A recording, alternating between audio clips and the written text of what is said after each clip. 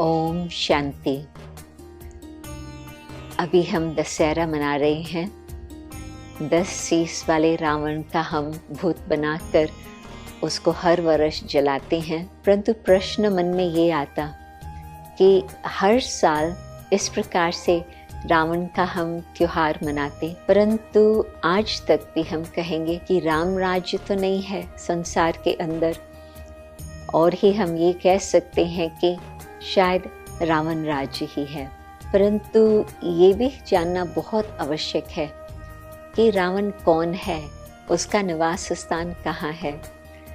रावण क्या ऊपर में रहता, नीचे पाताल में रहता, या सारे विश्व में व्यापक है। परंतु विश्व में भी क्या चैतन्य मनुष्य आत्माओं के अंदर है, या जानवरों के अंदर है, या प्रकृति के अंदर है।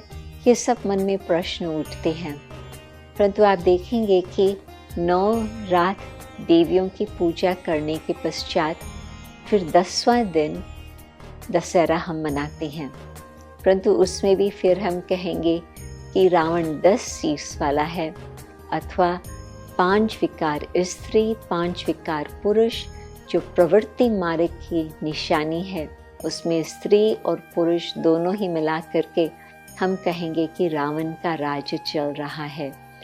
क्योंकि कभी मन के अंदर कभी जोश आता, कभी क्रोध आता, कभी फिर अहंकार आ जाता, कभी फिर मोह आ जाता, और हम सोचते हैं कि हमने एक विकारों को खत्म किया, परंतु फिर दूसरा विकार उत्पन्न हो जाता। तो जो अंदर वाला रावण बैठा है, मैं समझती हूँ कि रावण वास्तव में हम सब में व्यापक है।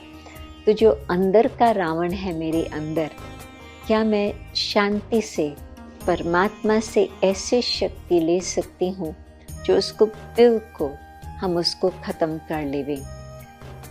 कहते हैं कि रावण के ऊपर राम ने जीत तो प्राप्त कर ली थी, परंतु फिर सारी लंका तो अब तक थी।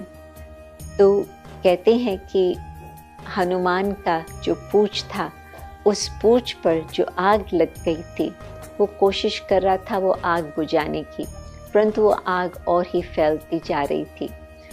तो एक तरफ हम कहेंगे 5 विकार हमारे अंदर है, दूसरी तरफ हम कहेंगे कि हाँ, हनुमान जैसे हमारे भी पूंछ लंबी लंबी अहंकार के हमारे साथ है, परंतु योग अज्ञान के द्वारा हम उस पूंछ को जला भी सकते हैं, अहंकार को समाप्त भी कर सकते, और सचमुच फिर न सिर्फ रावण का खात्मा होगा, परंतु सारे विश्व से रावण राज फिनिश और राम राज की स्थापना का कार्य संपन्न होगा।